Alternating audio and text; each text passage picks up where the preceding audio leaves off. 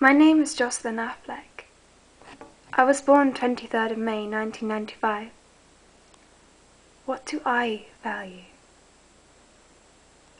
I value likes, which is an intangible value. You might call it perceived value. You might call it badge value, subjective value, intangible value of some kind. If you think about it, if you want to live in a world in the future where there are fewer material goods, you basically have two choices. You can either live in a world which is poorer, which people in general don't like, or you can live in a world where actually intangible value constitutes a greater part of overall value. That actually intangible value, in many ways, is a very, very fine substitute for using up labour or limited resources in the creation of things. The engineers, medical people, scientific people have an obsession with solving the problems of reality, when actually most problems, once you reach a basic level of wealth in society, most problems are actually problems of perception.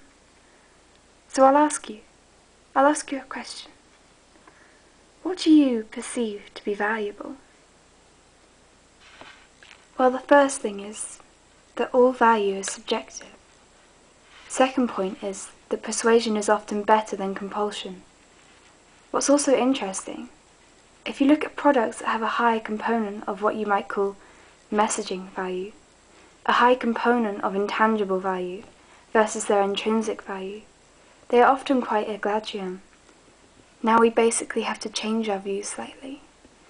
There is a basic view that real value involves making things, involves labour, it involves engineering, it involves limited raw materials, and that what we add on top is kind of false.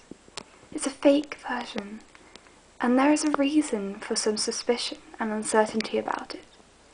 It patiently veers towards propaganda. However, what we do have now is much more variegated. It's a variegated media ecosystem in which to kind of create this kind of value. There is evidence that social media sites like Facebook help place a higher value on those things that are already existing, because they help people share news. They give a badge to value to everyday little trivial activities. So they actually reduce the need for actually spending great money on display and increase the kind of third-party enjoyment you can get from the smallest, simplest things in life. Likes. When you place value on things like health and love, and learn to place material value on what you've previously discounted for being merely intangible, a thing not seen, you soon realize you're much wealthier than you've ever imagined.